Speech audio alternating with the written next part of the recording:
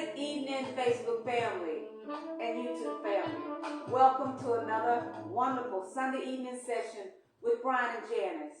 I hope this evening finds that everyone is well and safe due to a lot of the bad weather that we're having currently at this time. Please do be vigilant and monitor your weather settings. Be mindful that it can be different in every possible county. So do keep your television or your radio or your phone near you to your weather radio, if you have one, to monitor any type of activities such as tornadoes or any type of weather situation. So we want to throw that out there. We are a little late getting started today due to monitoring the weather. So I want you to know that we are coming to you, and should anything different come up, we will cut the show short. Again, Brian and I are so happy to be with you again today. Everybody's aware that the Democratic Convention begins on tomorrow, and we look forward to listening and watching to see what the Vice President Kamala Harris, or our prospective President Kamala Harris, as we so know her to be running for president, what she has to say at this time. What is her platform? What is she going to present to us? So that will be very interesting to see. We have a lot of Democratic big guys that also be there. Who are some of them, Brian? Bill Clinton, Hillary Clinton. Of course, we know Barack Obama will be there, so I'm excited about that. But want everybody to stay tuned and listen up and get ready for another wonderful Sunday evening session with Brian and Janice. Yes, well, good evening, Facebook. Good evening, YouTube family. Like Janice said, we just want to reiterate that everybody stay safe. Having some severe weather here in Alabama, so make sure that you do your due diligence as it relates to safety protocols and making sure that you can get to a safe place if necessary. So our prayers go out to those that are experiencing some severe weather at this time. So be vigilant. Make sure that you're aware of what's going on around you, and make sure that you call, check on family members, check on your neighbors, and safe travels to those that are also going out of town that may be en route somewhere. Be careful as you travel, and we pray that you would have a safe journey. So let's jump right into it. Janice talked about the Democratic convention that's coming up. I know there are a lot of people that's very excited about that. I'm excited to see what is actually going to present to the people. Just as I watched the RNC convention, I will tune in and watch the DNC convention and take notes so that we can keep you all informed as to what is actually good information, and we will also point out some things that may not be good information, that may be non-factual. We want everybody to be doing their research at this time. I'm not a person that just jumped on bandwagons. I'm a person that does, research and make sure that I find out that the interests of my people are being supported and being promoted prior to me jumping on just any bandwagon, be it RNC, DNC. I like to hear both sides because that's the only way that you're going to get at least most of the story. I won't say the partial truth. You won't get the whole story, but you'll get most of the story if you listen carefully. So we want to encourage you to watch the DNC. Our brothers and sisters up there from Alabama that are delegates, hopefully they will make some connections that are well-meaning connections, and that they will pitch as it relates to funding bringing funding back to Alabama. The funding that has been given so far, which has been a blessing, hopefully will be added to as they make these connections. Yes. So we will pray for them to have wisdom, to present themselves in a very orderly fashion, but to be bold in their presentation as to what their areas need. So hopefully that'll go over well. So we're just going to kind of, freelance our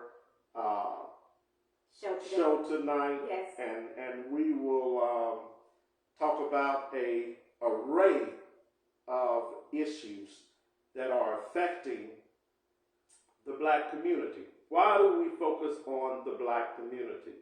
Because the black community is still the community that is left out the most. There is, based on every stat, there's no argument with anyone that the black community continue to lack support. We continue to lack resources in our community. We are behind in every statistical area as it relates to other communities in this country. And that's just facts, guys. We are still a people today trying to find our place in this country. Some are better off than others, okay? We have to admit that. Some have done some things others have not done by way of business, by way of politics, by way of education. And I get that. We get that. But that does not determine the overall condition of a people. When you look at a people, you have to look at the overall condition of the community. And when you look at the overall condition of our community, it is dismal. It is a poor condition. We are probably, and I say this all the time, and I'm going to keep repeating it because the more you repeat it, maybe it'll actually start to sink in to some of our heads that we are, as a black people, probably in the worst condition that we've been in decades. Yes, that is true. At least 3 to 4 decades. We can go back and look at when the moral decline began. See, we can actually go back and look at the data that supports the financial decline. When I look at some of the speakers that are going to be at the DNC, President Bill Clinton, who was termed to be the first black president because he played a saxophone, my instrument, played a tenor sax at that. Okay, that's my instrument. Okay. Are you saying you played it first, Brian, or what? I did, and I played it better. It still can play it better. But no reason that he should have been associated with being black because he played a saxophone. But that's a story for another day. But when you look at the NAFTA policies that he put in place, more black people lost manufacturing jobs that were shipped off to foreign countries up under NAFTA than under any president in the U.S. current. Okay? So we have to be careful. We're so, we get so emotional about things. We jump on the bandwagon. We get behind folk that sell us a good bill of goods. You know what I'm saying? Yeah. And it's unfortunate that we don't look at the whole history behind the person. Because if we would have looked at the whole history, we'd have saw something's not right. Okay, with some of the things that the president did. But it was him, prior to him doing that. It was always him. Also, he was the president, most people that don't talk about this, that actually began the talks of, well, he didn't begin it, but he was the one one that enacted the actual welfare cuts to black young mothers that had children by way of a progression program supposedly to put them back to work, and as they worked, those benefits would be cut. Okay? So any type of benefit that falls up under the welfare category, which included food stamps at the time, is what they were called, so included child care at the time.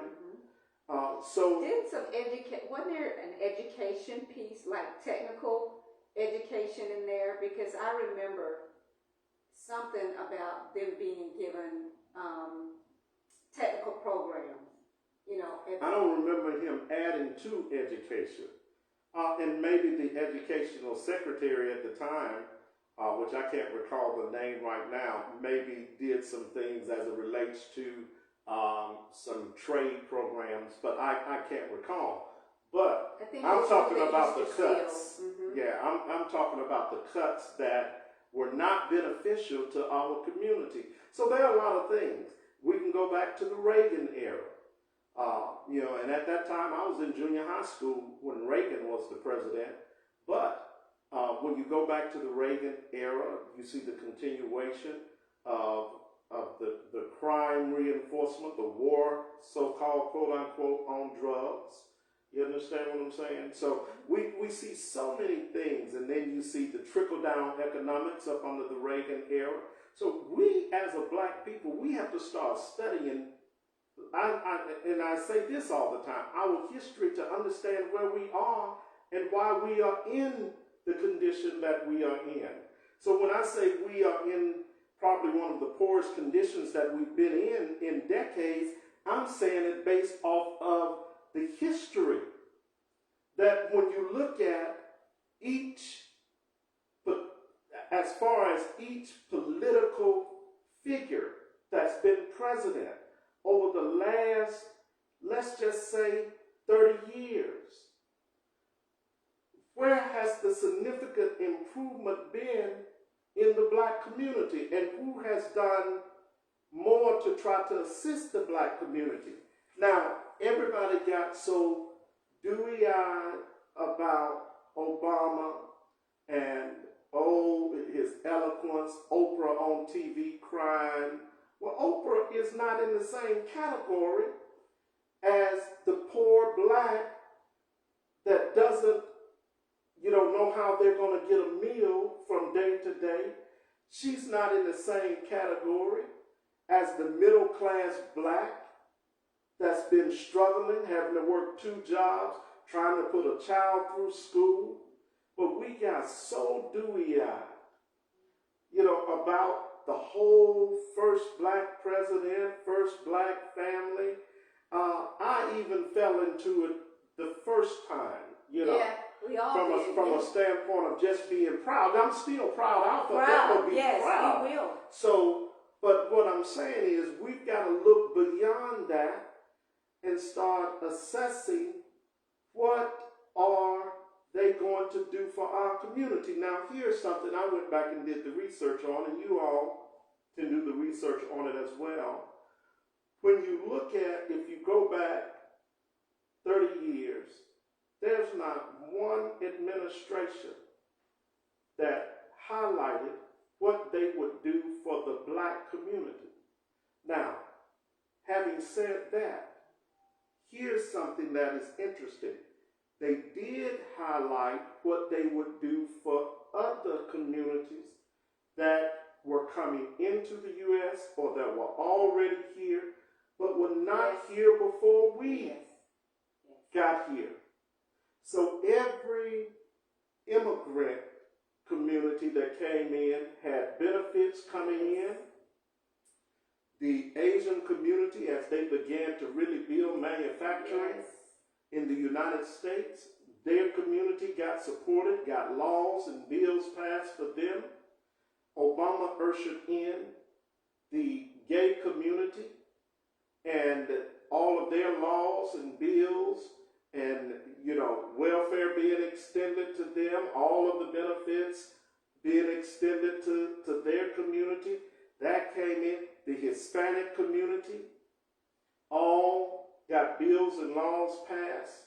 Why do you think? You understand? What was that about? Why was it that these other nationalities that came into our country, why were they given? Was it to get more of them here? Was it an invite to bring them over here? What is it? What's the courtship? I have a question. Mm-hmm. That's my question. Well, when you look at the history of this country, even though we came over, when you go back and you read the book, The Mayflower, we were the first to come over with those immigrant settlers, okay, of the country. We were not considered to be part of the settler group because we were property. So when you look at the actual formation of the country and the Constitution being put in place, prior to that, if you go back to, and Nicole Hannah-Jones documented this in her book when she talks about 1619. When you look at the first blacks to come over on cargo ships, they came over as indentured servants. So a lot of the Federalist laws still applied to them. When the Constitution was written, some of those Federalist laws that saw black people in some of the law as free people were actually amended. So the United States Constitution took those laws away and purported that black people were the property of the citizen. The citizen was the white immigrant settler. Okay. So that has never been corrected. So when you look at, even though we are the first group here, we could say that we're the first group here. Everybody else really comes after the fact. Yeah. So you start seeing the Irish, you start seeing the Dutch. Okay, you didn't start seeing them come in until the 1800s. We were already here. We were the first here, but could not get the same opportunities and did not have the same rights as those settlers that were fleeing Europe because of famine, because of disease, because of but we were brought here as servants. Yeah, but it doesn't matter. The whole basis is that we were here, building the country prior to any other settlers coming in. You understand what I'm saying? So they didn't consider us as a people. No, you were never really considered a citizen. That you were considered to be property of a citizen, which a citizen at that time was deemed to be a 21-year-old white male. Okay. That owned a slave. Didn't necessarily have to own a slave. That's just was the definition pretty much of a citizen. Okay. So if you didn't fall into that category. What about their wives? Their wives were second tier. The wives were really not considered because it was a patriarchal constitution. The formation of this country was patriarchal. So it wasn't matriarchal. So that's why even white women had to fight for certain rights. So the white husband had to entitle them to certain things. They were not just necessarily seen as citizens because they could not buy property. They could inherit property, okay, but they could not just legally outright buy property. So it's a lot of things. And see, we don't look at those things. And we don't take in consideration. We look at that, oh, Brian, that's old history. No, that old history still affects you today. Exactly. Okay. Yes, it does. So when you look at the condition of black people, and I keep saying this, and somebody's going to get it. The reason that color is being pushed now, and the reason that you see the bourgeois boule have bought into the theory that they are not all black. Okay. Now, this is outside of genetics when we talk about this. So I've not heard that, Brian. Yeah, they're in their minds, they have not accepted that they are all black, which simply means that they spend a lot of time and energy focusing on how to be a part of white society in America. Okay? A lot of their ideology falls into the same ideology as the white American. Okay? So the whole concept of the colored person being pushed now, and black folks have stopped saying that they're black, I'm brown. Okay? So then the actual exposition of color, brown, yellow, the management class in the black community is coming back, which were the mulattoes. So you see the European and the colored person being pushed together, okay, being shown in news media now, being shown in commercials, being shown in movies, all in the television programs. Yes. And they would say this is to show a all-inclusive society, but it is not. It's a deeper game than that. It's more detailed than that.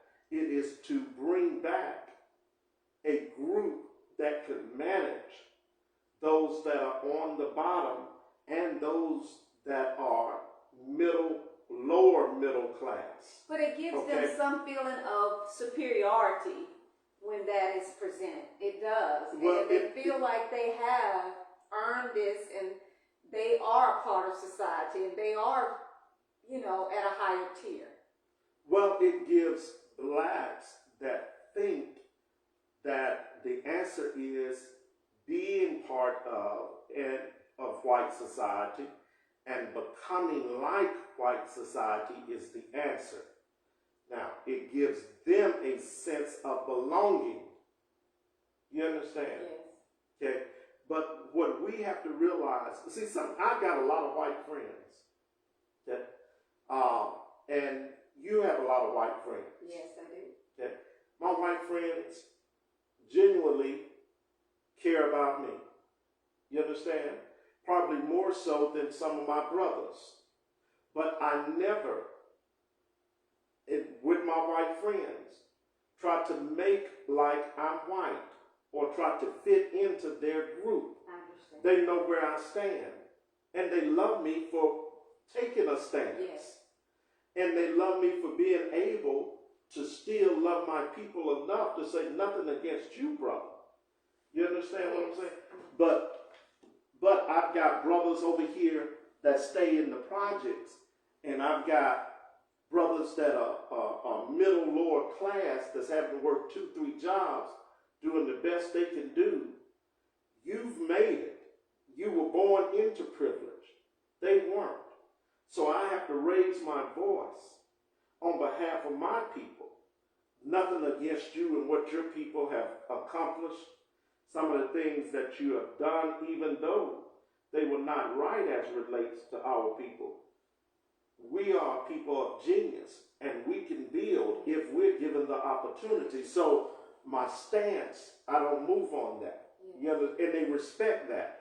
Listen, white people, I've learned, respect a black man that will stand up for his people more than they respect a black man that will pander to them, bow down to them, kiss their butt.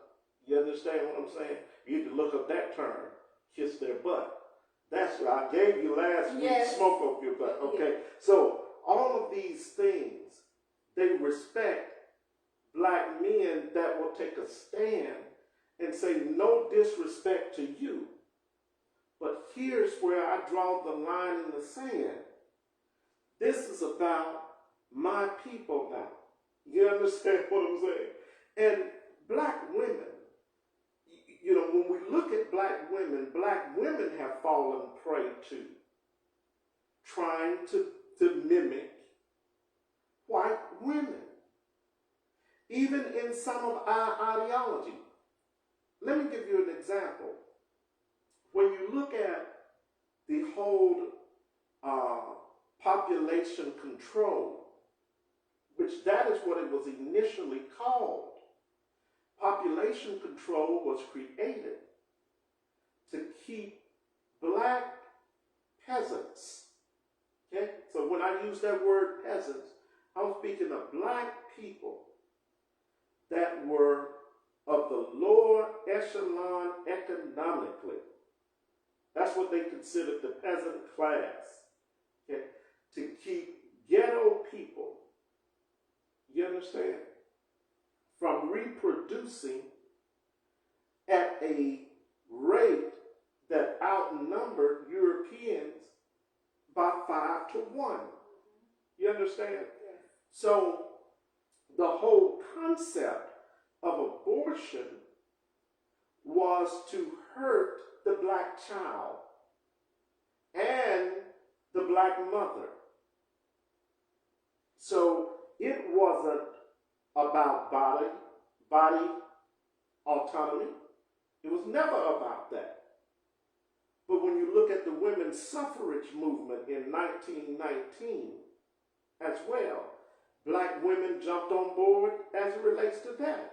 See, there would have never been a women's suffrage movement without there first being the first Civil Rights Act, which was the 13th and 14th and 15th Amendment, which was supposedly written specifically for black people. It was written for slaves and the descendants of slaves. Yes. You understand what I'm Yes. saying? White women in 1919, under the suffrage movement, when they got their rights to vote, used those amendments as a part of their catalyst. You understand what I'm saying? So we have to look at that. And every other group that has come have always used the backs of black people to step on so that they could step up, no matter what it was. And for some reason, we have bought into this myth that we are accepted in society if we reach a certain status, or we have a certain job, or we live in a certain neighborhood, or drive a certain car, that we're accepted. Well, guess what? Police are shooting black men that get stopped in BMWs and Mercedes every day. Yes. They're shooting black children that come from well-to-do black families every day. And guess what? They do not discriminate like we discriminate against ourselves. If they see a mulatto, he's black. You understand what I'm saying? It doesn't matter. Why? Because they understand, watch this is very important, unconsciously and psychologically, that the one drop rule applies to anybody that from a standpoint of being black. We don't understand that. For some reason, we think that if I have so much white blood, that makes me, I'm a mixed race. No, you're black if you got, according to their laws, the one drop rule. You understand what I'm saying? If you fall under that, then you are black. That's not my rule, that's their rule. And unconsciously, a police recognize that. That's why a mulatto child, he doesn't look at that mulatto child as mixed race. Unconsciously, if they are white, that's a black child. And whether or not he's got a gun, we got the right and the authority to gun him down. So what am I showing you? I'm showing you that there's something diametrically wrong in this country. And it doesn't fall on just white people. You understand? Yes. It goes back to understanding the laws. we have to go back and look at the Federalist Papers. We have to go back and look at the Constitution. And those are the things that we have to focus on. Now, I said this in my book that probably, I don't know if some of you all bought it, but I said this in my book. Until the Constitution is totally revamped in this country, it is going to be very, very difficult for black people as a whole now. Now, I'm not talking about the few, 0.5% now that are business owners and that may be doing well. You understand what, by all standards of economically, what society say doing well is. I'm not talking about those that feel like they have arrived and now it's about their interests and their antics. You understand what I'm saying? Yes. And their pretensions, because that's what they are. They, is solely to make it appear that they care about black folks when they really don't. You understand what I'm saying? So we have to really take a hard, long look at who we are as a people. And we have to take a long look at what have we actually bought into as it relates to how do we help each other. See, we bought into the theory of nonprofits and like that is really going to make a difference. We bought into the theory of she don't have to or he don't have to, specifically call out black needs, but yet you have no problem with them calling out every other group's needs. You understand what I'm saying? We need to hold the black Caucasians in Washington and on the state level as well. We need to hold their feet to the fire because the black Caucasians have no agenda that will support the needs of black people. But we're rallying around, black people are rallying around Kamala Harris. Yes. Because she's a woman of color. And I get it. I think more than that, that's one reason. You understand what I'm saying? So I agree with that. That's one reason. But I don't think that's the only reason. Okay? If you look at Kamala's record in California as DA and AG, she did some things that, and we talk about the record of the imprisonment of black men for minor marijuana charges and all that, but I think you have to look at the whole scope of what she did. She put some things in place that were helpful. Yes. Okay? Yes. So we have to look at all of it. What does she want to do now that she's center stage? You understand what I'm saying? What does she want to do that will not only help the black community, but advance the cause? So I will say she stood up for reparations. She did. Her and Cory Booker, at least they brought it up on the floor. You understand? So that was one thing. The George Floyd bill, I know, that she was one of the proponents and pushers behind that. So there are some things that we have to look at the whole scope. Brian, she also mentioned that this war has to cease. Well, that's going to come down to some people in interest that's have far more power than she does at this moment, because she's not the president of the United States. That's number one. But should she become? Should she become, she will not stop the war.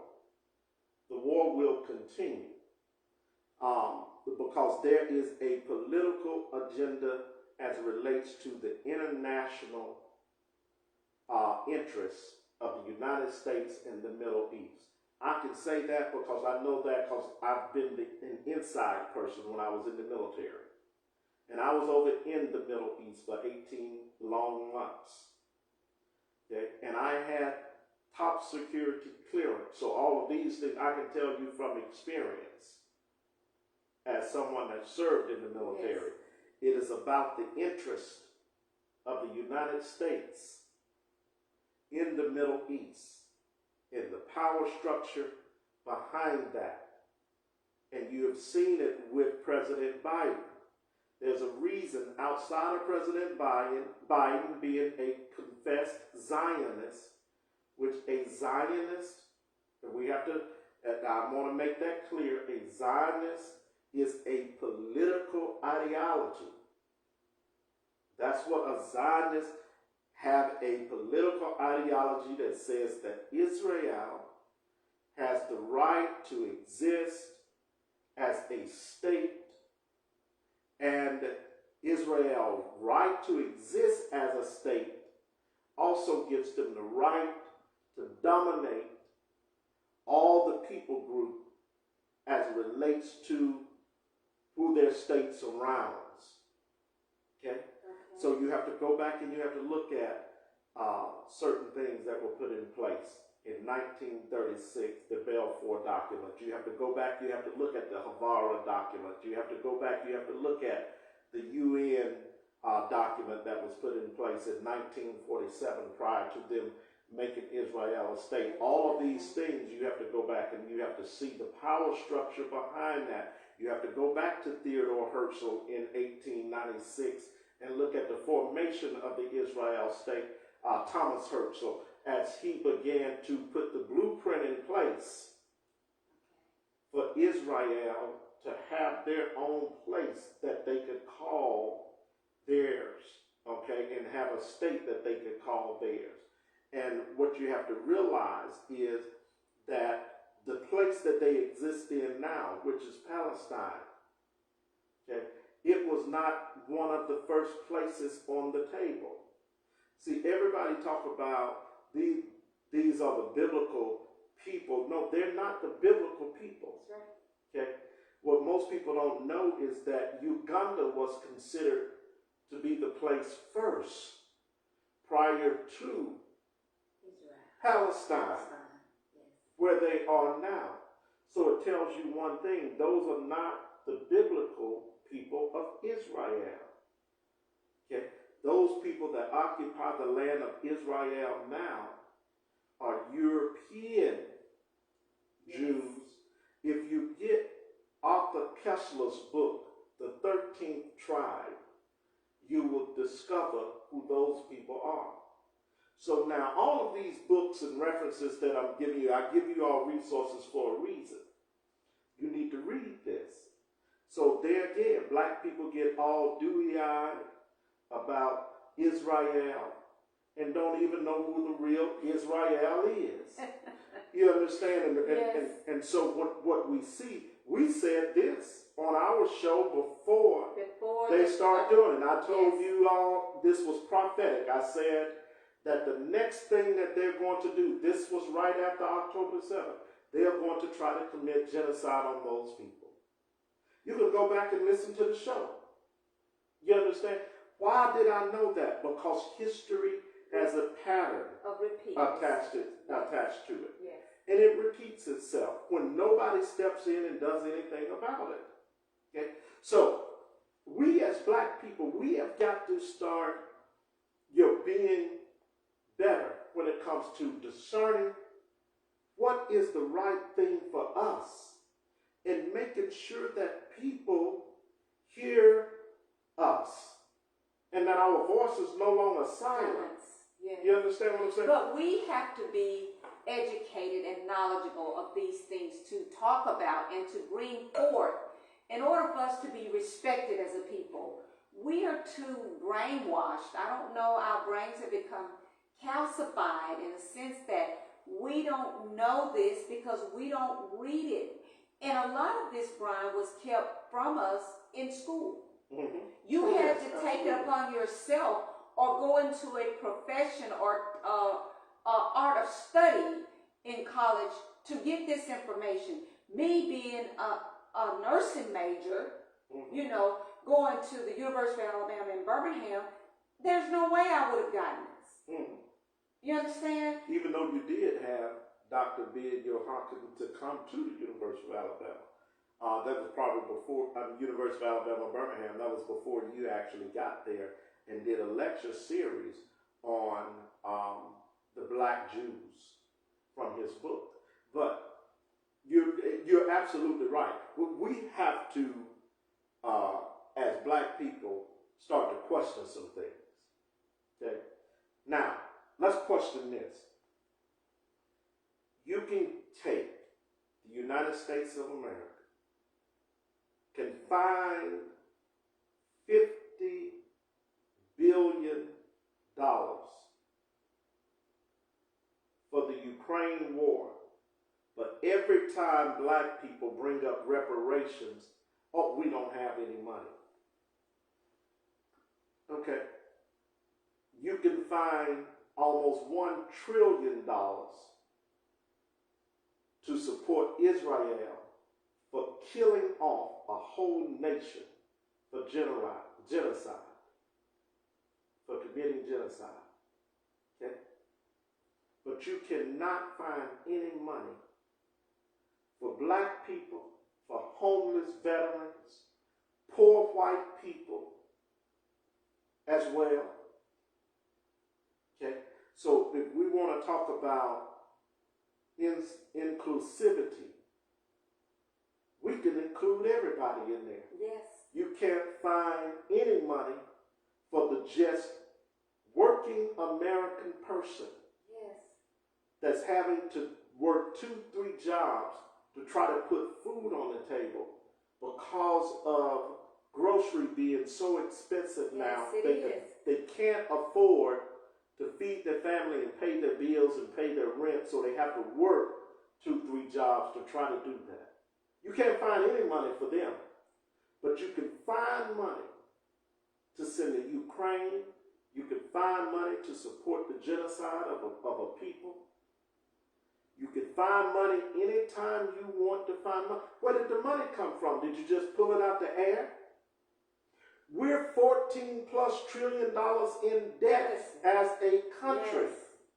So where you just pull it out the air. See, it goes to show you, but nobody raises the issue. Okay? Right here in the state of Alabama, homelessness has increased in the last 10 years over 20%. You see more people now sleeping up on the viaducts in Montgomery, Yes. on the streets, Abandoned stores. in everywhere. Yes. So we're just talking about in general information. When you look around you, cities falling apart. Yes.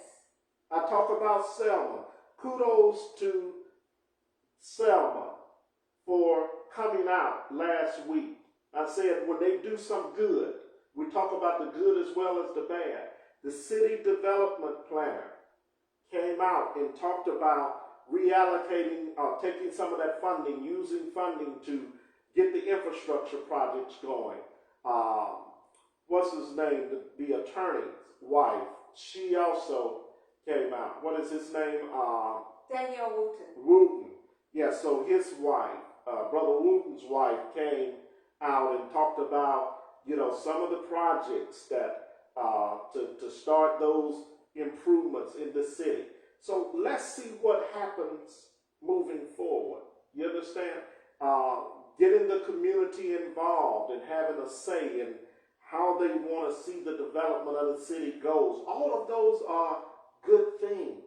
You understand what I'm saying? So that is what, when I say the community has to raise their voice. Yes, we got to start talking about those leaders that don't do nothing and want to pretend that they're doing something and get up and flaunt about how much funding they get, but you never see any projects begin. Okay? So now that it's out there and they put it out to say, hey, community, we want you all involved. Those people that showed up, kudos to them. Now, stay on them. Yes. You understand? Because I'm going to stay on you and them.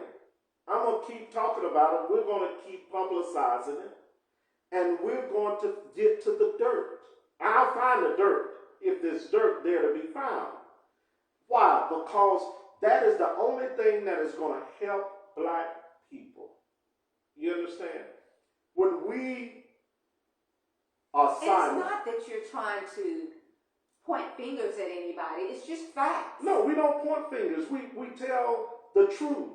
You understand what I'm saying? See, I don't get, you get all emotional about that stuff. I don't get emotional about it. I don't agree with, offending people. I'm very conscious Baby, of you got that. to offend people. Black people need to be offended. That's, like I said, you're too emotional when it comes to that. The Bible offends people. That's why black people stop following the Bible. Because they too sensitive about being offended. So now that's why every and anything can come into the church, and the church is just no more than a social club now. Why? Because black people don't want to be offended. We need to be offended. We need to be talked about in the condition that we exist in. But it's a way to do it. Well, It's no, a the way to do it it is the hard way. We don't want to lie and become liars like politicians, smile in your face, grin in your face, and then behind your back ain't doing nothing. I believe you can come to a person. You can go to that person. You're too emotional. That's not being emotional. Yes, it is. I don't agree with that. It's being emotional. It is no emotions has no place when you're trying to deal with facts. We have to deal with the reality. There is a way to do any and everything. And the way to do it is to tell people the truth. Yes. There is a time and a season for everything. But the season for our people being pacified, that is gone. That's a byproduct of what we need. We don't need weakness anymore. You don't think those people realize what they're doing, that they're not doing their jobs in government? You don't think they know that? Listen, you can't. I don't think. I think people in a sense of when it comes to government, black people have bought into the theory that government can somehow save our community. Government plays a part in helping the community, but it will not save the community. That was not why government was created. You understand? Our government is a republic. Okay? It is a republic that has democratic views. We have to understand that. That sounds like an oxymoron almost. It's not an oxymoron, it's what it is. It's a republic that has democratic views. What are the democratic views? Some of the democratic views, when they talk about democracy, and you have to understand where the word democracy comes from. It is a Latin word. Democracy comes from the root word demagogue, and it actually means a gang, organized violence. That's what the word democracy actually means. Now, y'all look it up. Okay? I talked about this on another show. That's why it's so important to understand history. So when we talk about democracy, you're talking about almost a licensure to do anything you want to do without any type of moral or ethic laws governing you. And that is not good for black people. So black people, we have to tell black people the truth. You understand what I'm saying? To lie to black people to say that they're going to be offended, I don't care if you're offended. That doesn't bother me at all. I love you enough to tell you the truth. Now, for people that lie to you in the face, grin and smile at you, and then it really ain't doing nothing, you understand what I'm saying? I have a problem with that. Well, I was just saying it's a way to go about it. But the way to go about it is to tell them the truth. Listen, I don't mix my emotions. Like I said, nothing I say is personal to people. I say that to you. I say it to my children. I say it to our grandchildren, to your children. It's never personal. Because personally, I love you. You understand what I'm saying? But when I give you truth, advice, I'm going to tell you the truth. If it hurts, it hurts. Okay? That doesn't mean that Brian don't care. No, what that means is Brian care enough to be honest with you. Where other people will lie to you and make you think that you're better off than what you are. I'm not going to do that. You understand what I'm saying? Because I've been in a predicament where if somebody had told me the truth about myself, I'd be much better off today. Okay. You understand what I'm saying? So when Mama would tell you the truth. My mama told me the truth about myself. And even when I ignored it, she did not sway in being truthful to me. And I knew my mama loved me. My dad did too. They cared enough about me to tell the truth to me. Whether I did something about it that was advantageous to my benefit, that was on me. But now the burden came off of them. So, because Brian, they told me the feel, truth. let me ask you this. Do you feel like, and I'm not getting off script here because I'm still talking about our black cities that are run by black government leaders. Do you feel like our black cities that are run by black government leaders, not just black cities, but cities in general that are being run by black leaders, such as black mayors, black city council, do you feel like those cities are worse off? Or is there a problem why we don't get the adequate funding and things that we need as it relates to other cities that are not run by blacks, and that we have a higher rate of crime? You know, I was just showing you about the mayor of Tarrant City, which is a city right outside of Birmingham, where they were caught in some illegal doings, and there was a lot of whip going on in that city government, which is predominantly black. You know, so that's an excellent question. Listen, as a data analyst, that's part of my job. Okay? When you take the data that comes in from black cities that are run by black mayors, and you look at the data to determine whether or not those cities are being successful and whether or not those cities are actually progressing up under the standards that the United States have set as it relates to cities in their progression. Most of the cities that are run by black governments, be it mayors, okay, or be it governors, or either declining or have declined.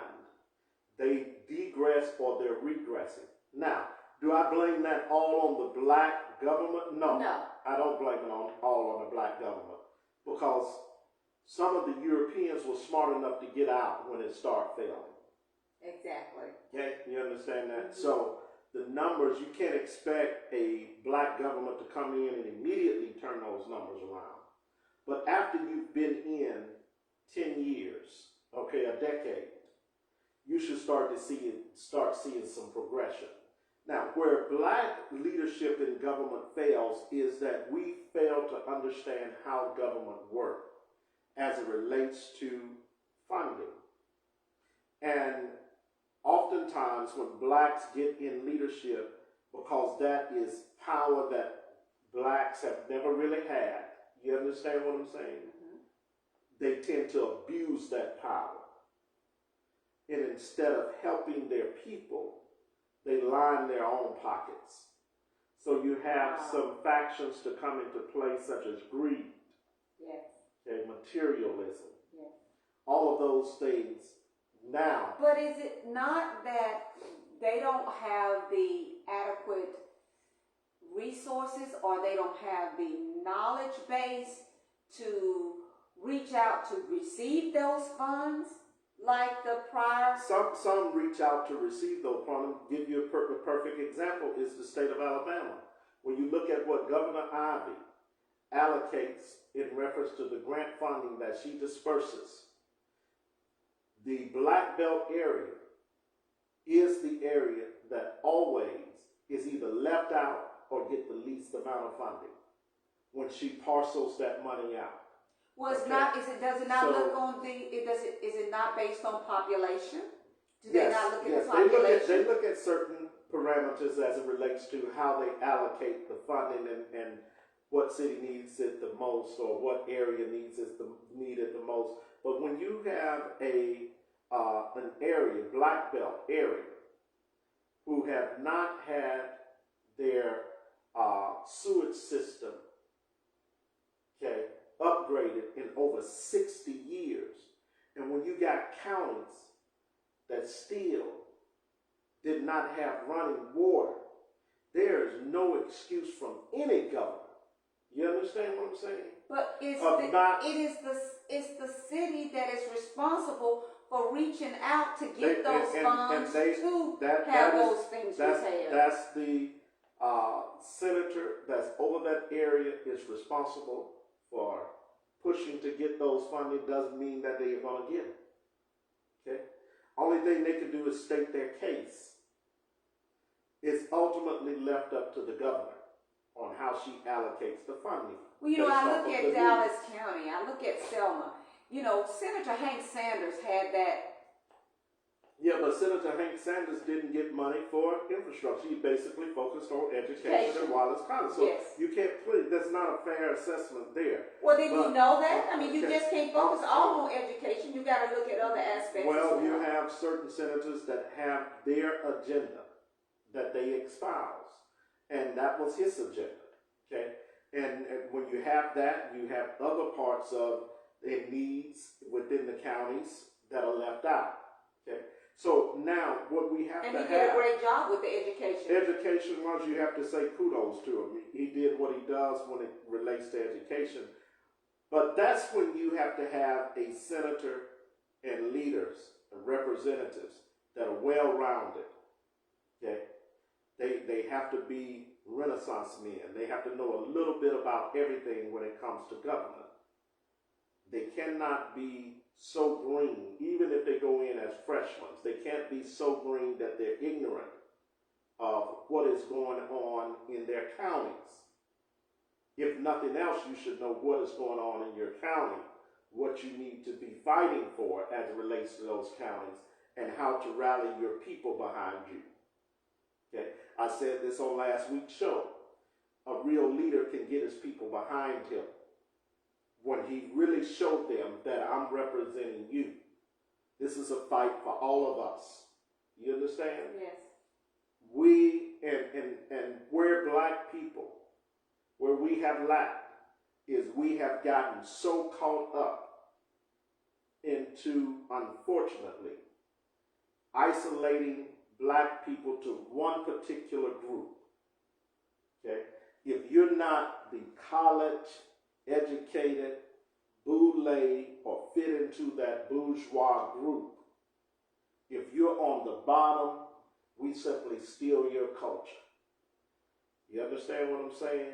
That and if you're on the top, then we're trying to get there. What do we need to do to get to where you are? That's where our interest lies. Wow. Okay. So let's give the one on the bottom just a little bit. So the young lady that's in the strip club, you know, dancing on the pole, popping her coochie, then that's what it is. I mean, we you know, the boule, we dance to that music, emulate all of that, but yet we go to our nice little jobs and we don't care about them. But let them keep making the music that degrades.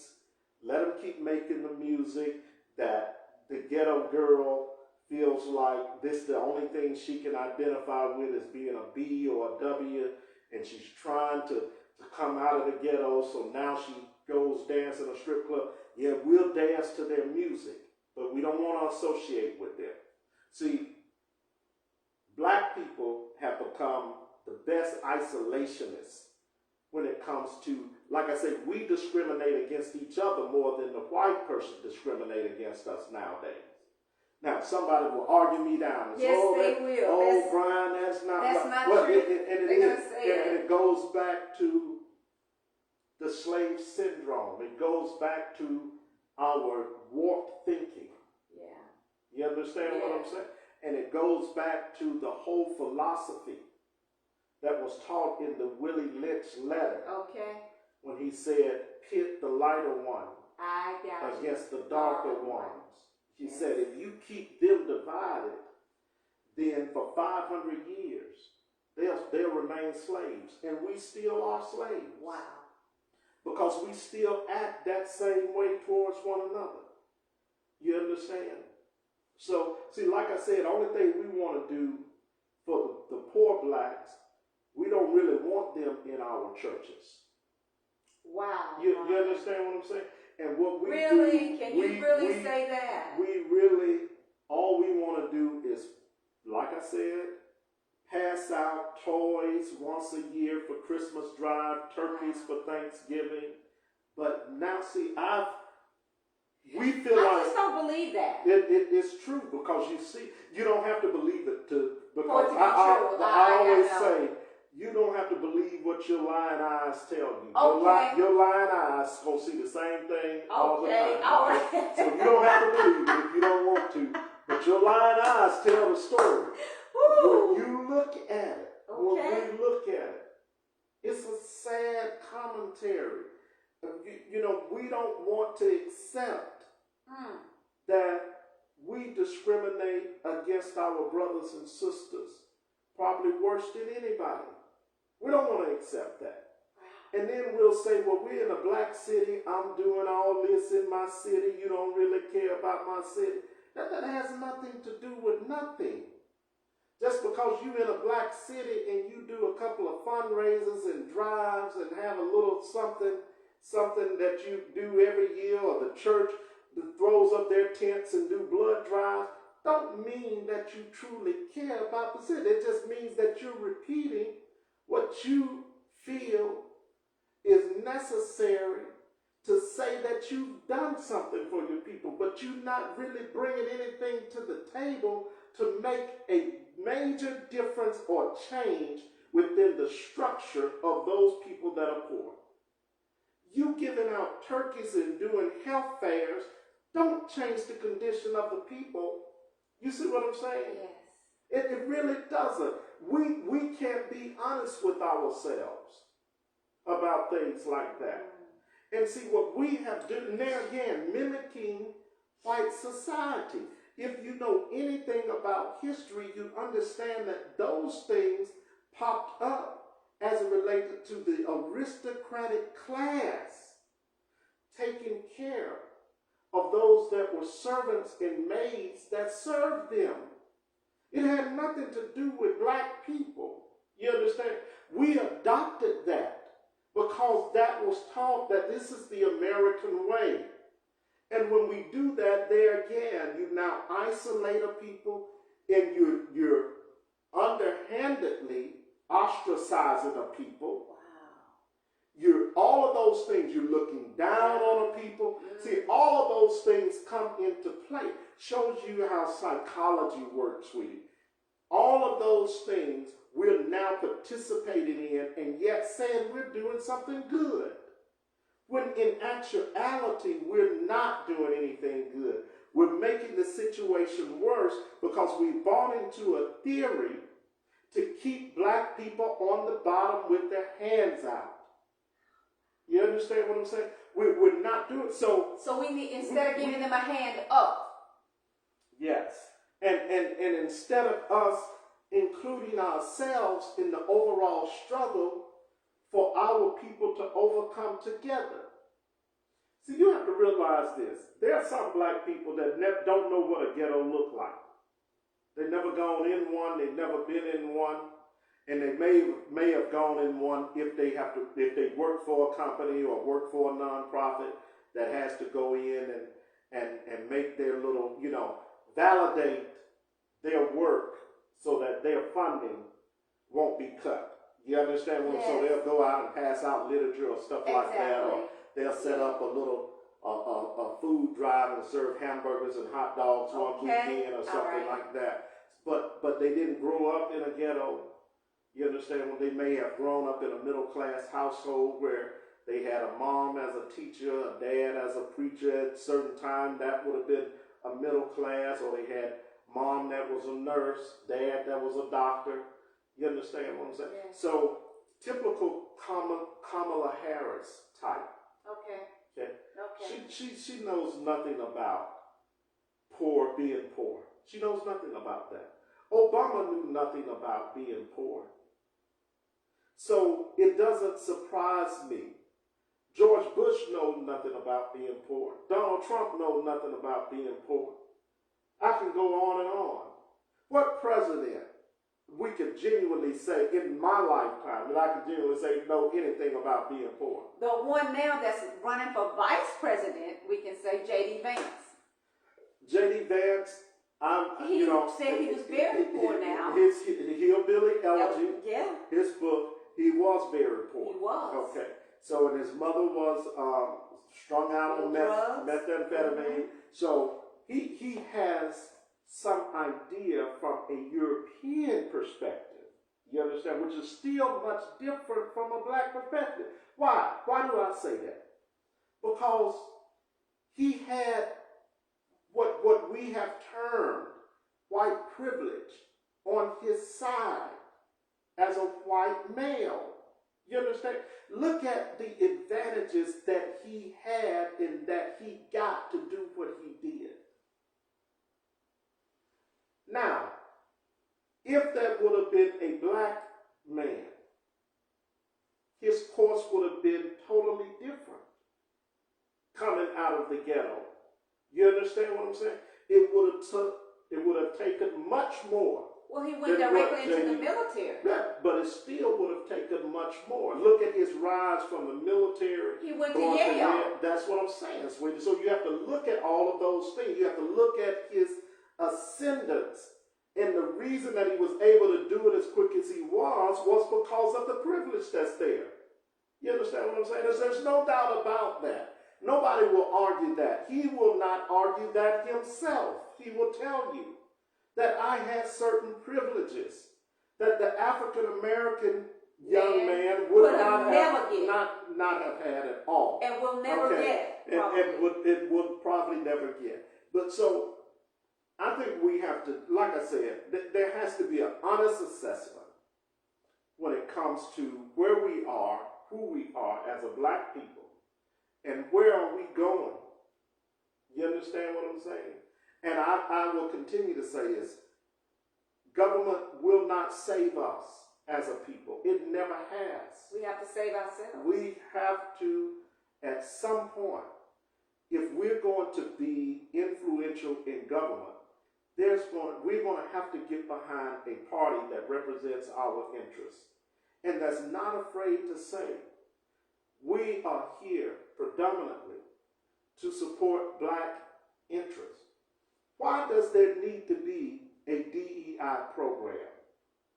What does DEI, why did there need to be an affirmative action program? Why does there need to be? Does there really need to be? Did they need that? But I'm asking the question, why? Think about it. Analyze the question. Why does there need to be these programs? Why is there a need? Why does there need to be HBCUs? And those are when you answer the question, it's a simple answer.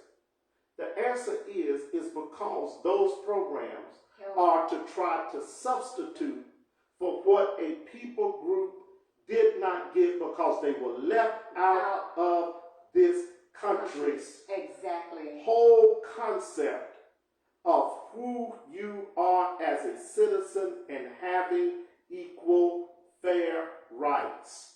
So now to actually prosper, to actually be educated, to actually have the same job, you were left out. Okay? That's what those programs say. The programs say I was left out. But if you look at DEI, DEI doesn't even equate black into their definition. Their definition is brown, colored, and gay.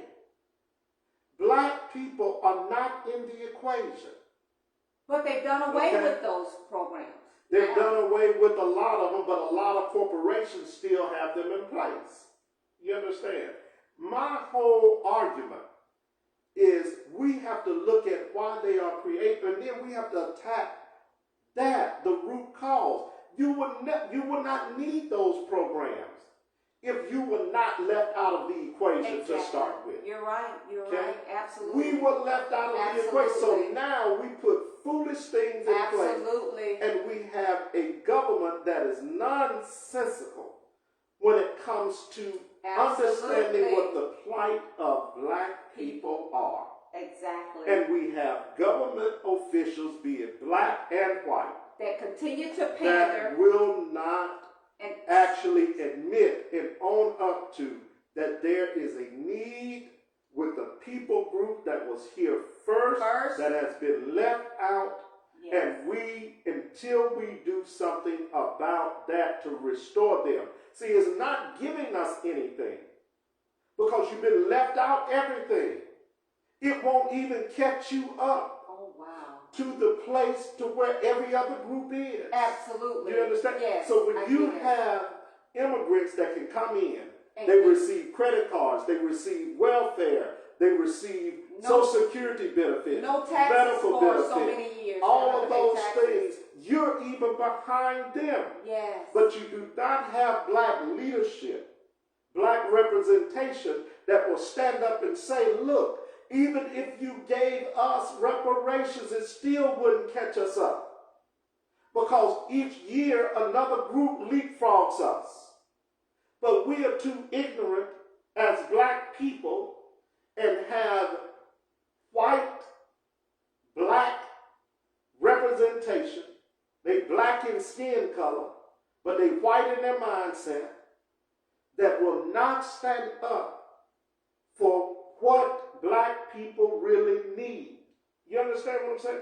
And stop bowing down when people say, well, why should we give you anything? If you knew your history, you could tell them you're not giving us anything. Let's go back and do the math.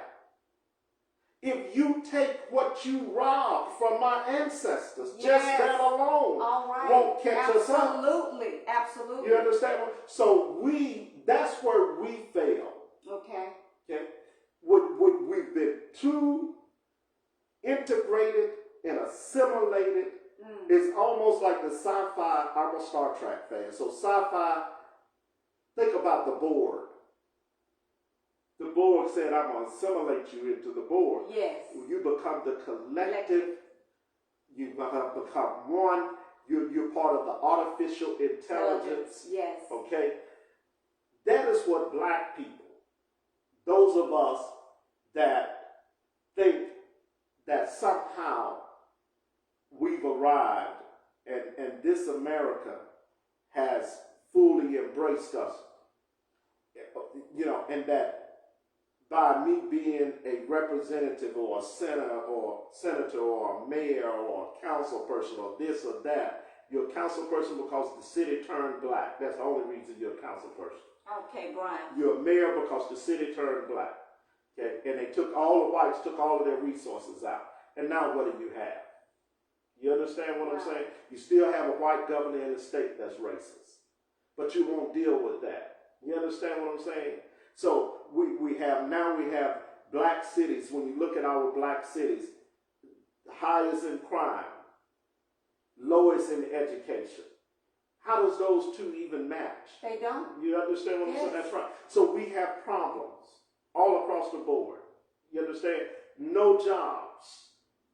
So when we look at what is happening, it's basically, and then yet you can have a white constituency and a white base to go to another part of town that is in the same city, call it Pike Road, and they get all the resources because they take majority of the resources. They take majority, annex an area, and now build a town, and they're more prosperous than the black town that's been there over 200 years. Something doesn't add up. But the black boule falls right into that. The black bourgeois falls right into that. You understand what I'm saying? Black people that feel like somehow we've been accepted, we've arrived, and we've made it. Because we got a little job to where we can move to certain or something. No, you haven't made it. You see what I'm saying? And see, like I said, 2025 tells the story. Yes, it does. You've been saying that for a year now. Because we are going to see, and it doesn't matter who gets in the office. Okay? The wars are not going to stop. We're on the precipice of World War III. Economically, when they feed you all of these false stats, talking about the economy is getting better, and they created 16 million jobs, that's a lie. Okay, so a lot of the jobs report, you can look at U.S. Census, and they'll tell you they created so many jobs. You can go to employment.com, you can look at some of the stats there, and you'll see they never talk about those people that have been out of work since the pandemic and have not gone back to work and have not created any business. They don't talk about those. They don't equate that into the number. And then when they talk about creating jobs, they don't talk about those jobs that are actually can be manned by human people, or that those jobs that are actually being manned through robotics in certain industries in manufacturing. Or AI is taking them. So you're not getting raw data, what we would call raw data. You're getting data that has been skewed. Yes, not only skewed but fixed. So those are what we call fixed numbers. Okay? And you have that in math, meaning that you can implement a number to get the equation or to get the answer from the equation that you want. Okay? So you see that in trigonometry. We see it in geometry, certain geometric figurations. So same thing applies, brothers and sisters. It's no different. So we have to, like I said, we got to start asking those hard questions. And if we had an intelligent leadership representation, they would be asking those questions. They're intellectual, but they're not intelligent. How do you let those numbers frame your thinking when you look at your people's condition and it says something other than what those numbers say? You understand what I'm saying? An intelligent person, they're going to ask questions. How can we send money to other countries and yet we pull money out the air? Just magically it appears. To send it to another country. You see what I'm saying? And you don't deal with what's going on at home. Those poor people that you don't want to help. It goes back, you know, the saying that our parents used to always say, and we say it now to our children. How can you go and try to clean up somebody else's house or straighten up somebody else's house when your own house is out of order? Yeah. Sometimes, you know, disorder hides a lot of things. Okay? So, if you got a home that's in total disarray and you walk into that home and the floor is covered with clothes, you don't know how dirty the carpet is. I'm using that as an illustration. I get it. To show you what black people have become. We got a house that's filthy.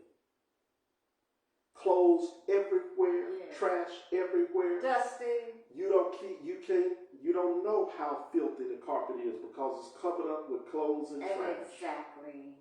Exactly. You understand what I'm saying? I see it. I get it. And we sleeping with all type of filth.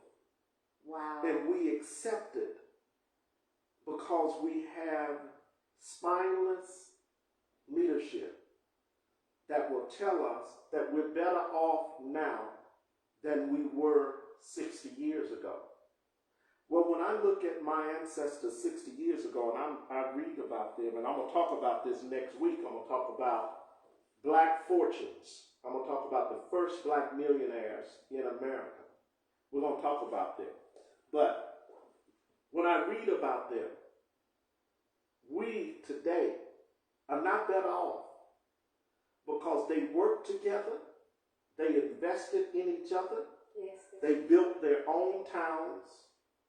Just see what Pike Road did in Montgomery, Alabama. Black people were doing that all over the United States. Black towns popped up everywhere. You don't see, I would be hard pressed, and I would have to do the research to find, I'd be hard pressed to say that there's a black town that exists today. Well, you know, they're trying to do that one in Georgia that we... That's not going to happen. That's been put on the back burner because they couldn't get something as it relates to finances. I was reading about that. It's not going to happen. But anyway, they find, and that's because the state governments now find any way to suppress. To prevent that. Okay, that's right. To suppress. But at one time, we didn't allow state governments to stop us because they didn't give us anything anyway. So they could not tell you. You understand what I'm saying? Yeah. So that's why I said government, as much as it has done to help, it also has done an equal amount to keep you down. Okay? And we have to recognize that. We have to realize that. So we're going to end there. I think we're close at time here if we're not over time. We have done good. But we'll talk about next week some black fortunes. And then I'm going to talk about Dr. Raymond Wimbush's book, Why Should America Pay Reparations? Okay? We'll discuss some of that. And we'll see if reparations will be brought up at all within the DNC this coming week. Okay? We'll see if they even talk about it. Now, there's going to be something that they have to say to appease black people. Okay? Or at least to appease those that they consider black. Okay? Something has to be said to solidify the black vote this week. Okay, it wasn't done in the RNC, so now we'll see if the DNC can step up and solidify the black vote as it relates to those that have come out in mass support of Kamala Harris. You understand? And now the DNC this week will have an opportunity to put substance to the excitement. Yes. Okay?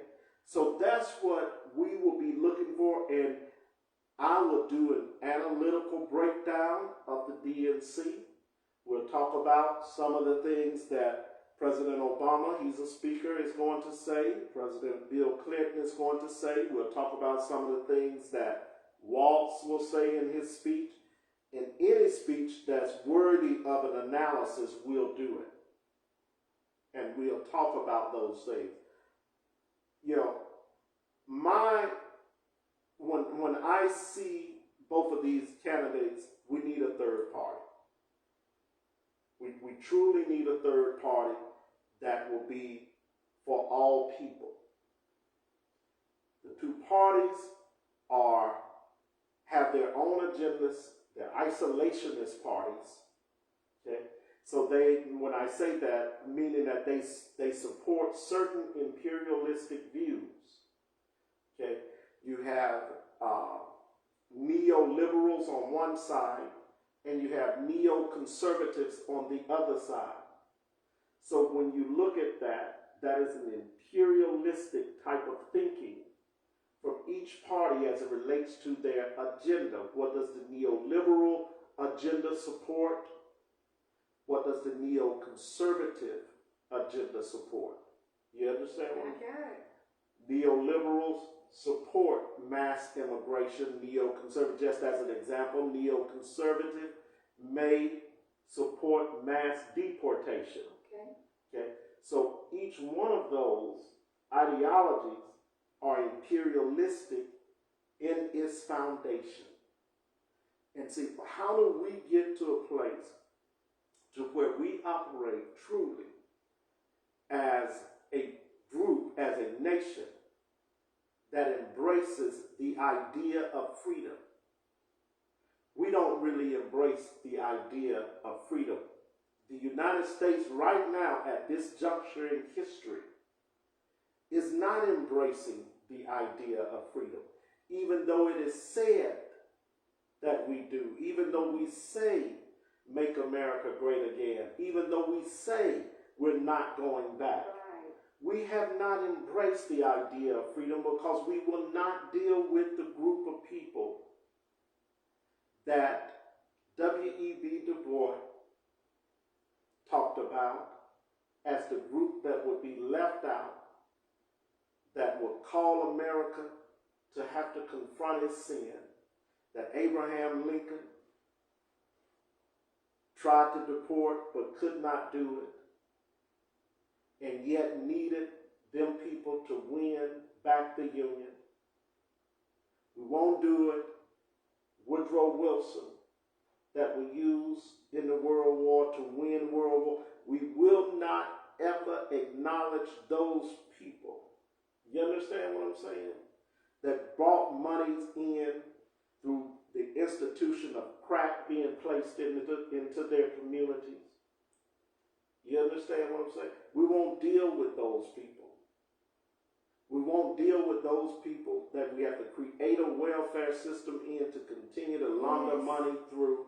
We will not deal with those people. And until America deals with those people, with those children, those descendants of slaves, you understand, that did not get their fair shake and still today are so far behind that there's nothing that this country can give them that will catch them up, but at least it will atone for some of the sins of this country. You understand what I'm saying? They're not going to be able to do anything. Economically, it doesn't matter. Educationally, it doesn't matter what they do. They will never get that group up to par. Those of us that have had the desire and will to overcome and to break out, those of us that are exceptions to those rules, we have to keep talking about our brothers and sisters that are still stuck there, that may not have had the will that a Brian Watts had. You understand what I'm saying? And a drive, and a voice, from a good mother and father that says, you're the best. No matter what you do, you are the best. You're not better than anyone else. Don't look down on anyone, but you are the best at whatever you do. And that's how I approach life. You understand what I'm saying? But everybody don't have that zeal. Everybody don't have a Ozell and Cornelius Watts that would encourage them and tell them that, son, you're no less than nobody else, and whatever you do, you're the best at it. Not that you're going to be the best, you are the best. And I have lived that throughout my life, no matter what I do. So we have to, and I've never forgotten about my people.